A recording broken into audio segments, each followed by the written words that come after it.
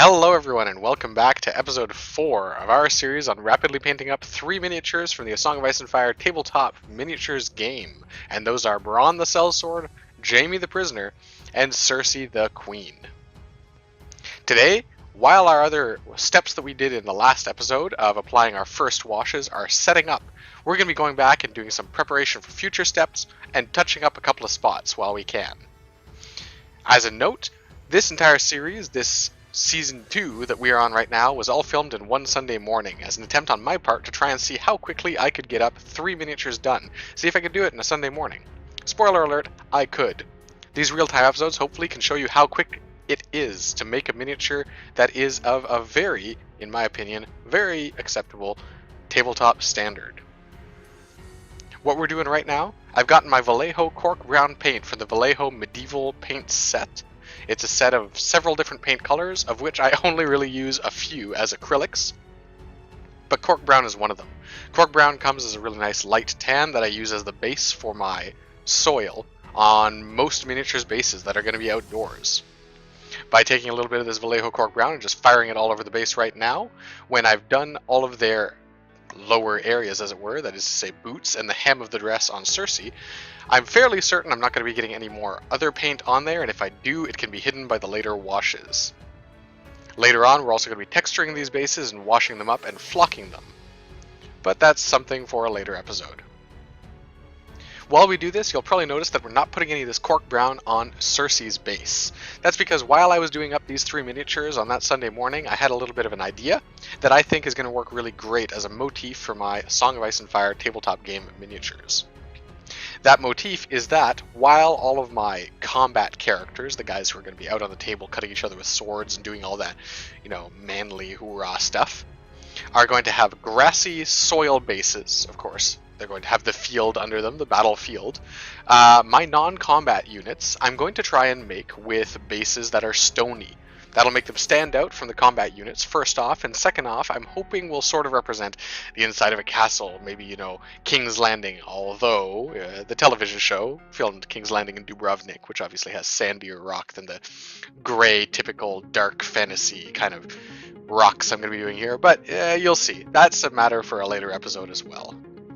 For now, just some cork brown on the bases, and now touching up all the metallic areas for our miniatures.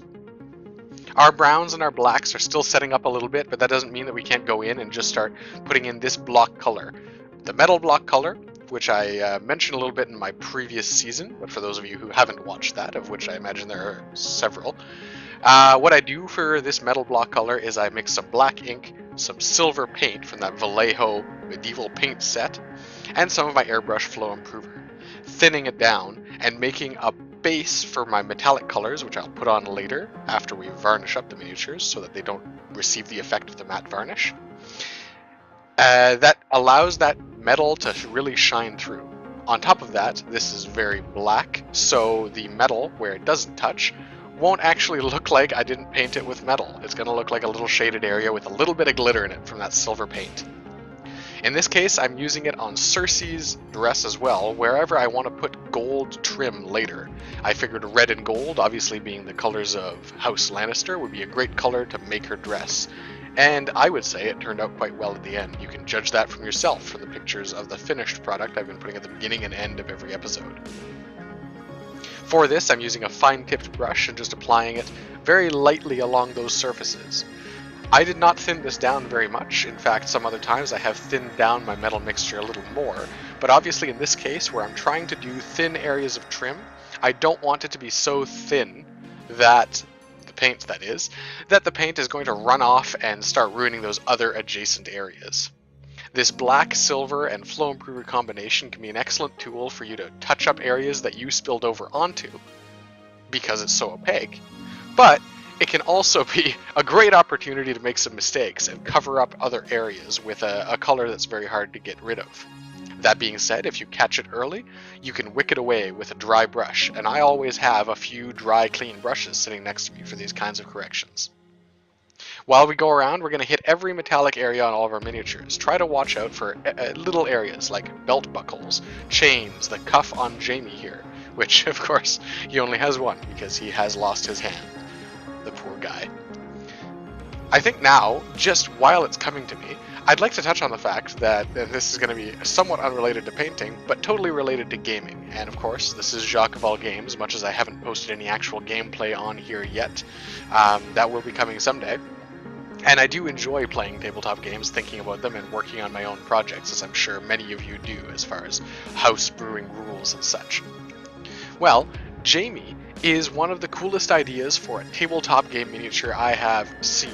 He's a hero character under the A Song of Ice and Fire tabletop game rules, which means you can attach him to units and lead them, which is very similar to something like Warhammer and other tabletop skirmish games like this. Or, I don't know, this is sort of the big battle area of tabletop games, in fantasy at least. These Warhammer-esque small unit things appear to be the big battle quote-unquote realm, much as historical wargaming gets bigger battles, but that is a segue for another day.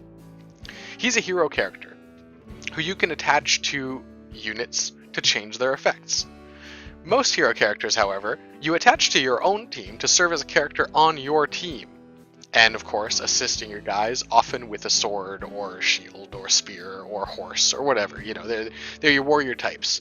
Well, Jaime without his hand is not your warrior type. He's a hero that you purchase for your army, if I'm understanding this correctly, but then you attach to enemy units because he hinders them for having them drag along this prisoner. And in fact, if you defeat that unit, you, the player controlling Jaime, who attached Jaime to your enemy's unit, get extra victory points at the end for having rescued Jaime Lannister.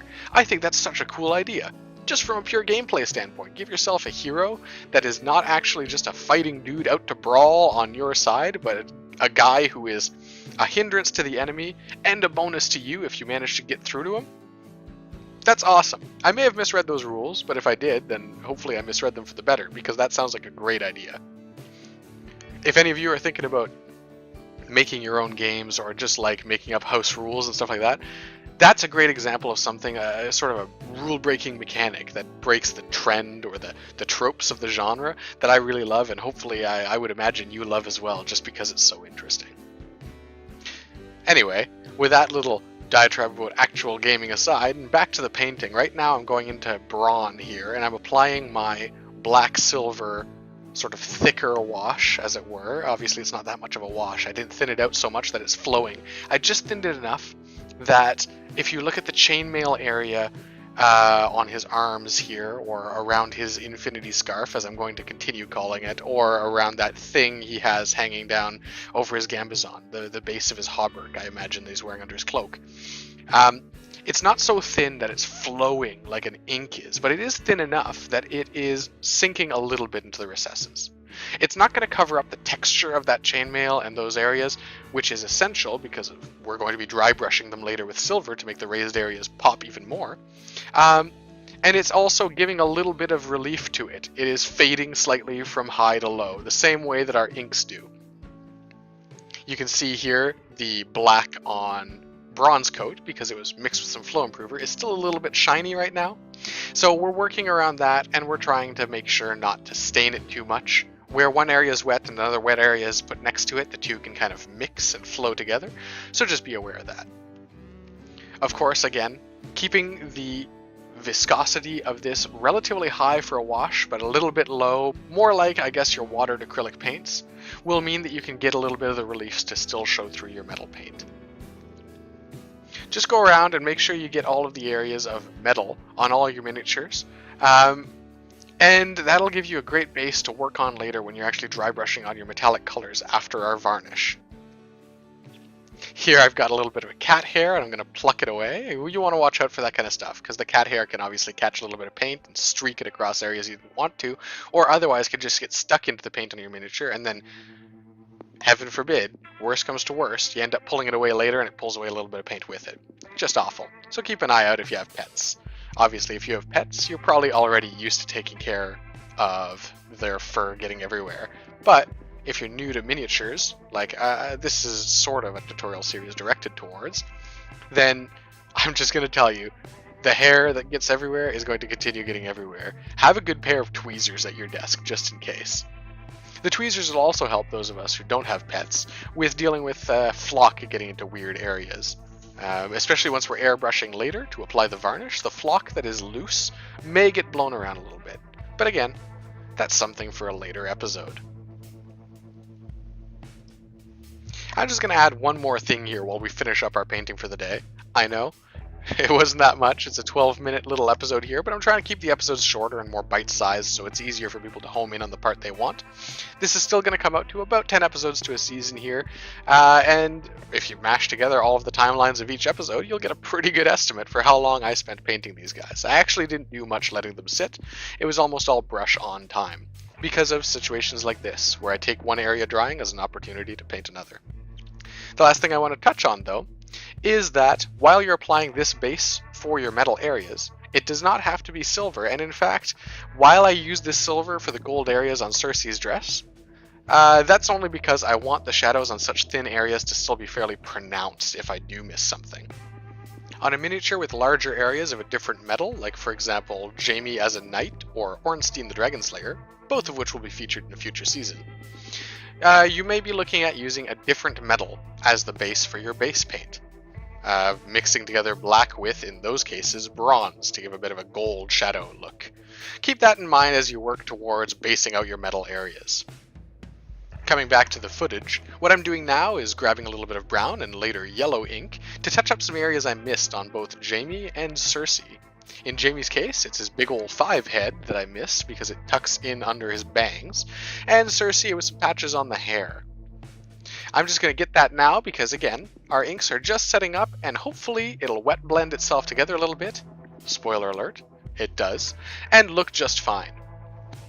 Keep an eye out for that kind of thing. I know sometimes, depending on what kind of lighting you have, my lighting isn't exceptional, but it's certainly functional, I suppose.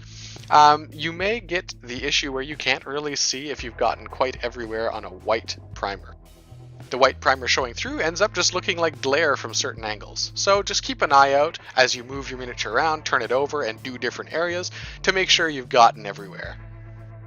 With that, though, we've finished up this episode. Thank you all for watching again. I hope you learned something or found it entertaining. And I hope you'll be coming back again in the future to follow on with this series and other series to come. If you're interested in using the same equipment as me, check down below in the description for some Amazon affiliate links. As an Amazon affiliate, I would earn on any qualifying purchases you make, so that would be a nice way to support the channel if you could. Although, obviously, check at home for local stores that might sell any products you want to buy, and just use those links for inspiration if you can. Until next time, throw down any comments or questions you have into the comments section below, and of course, go play some games.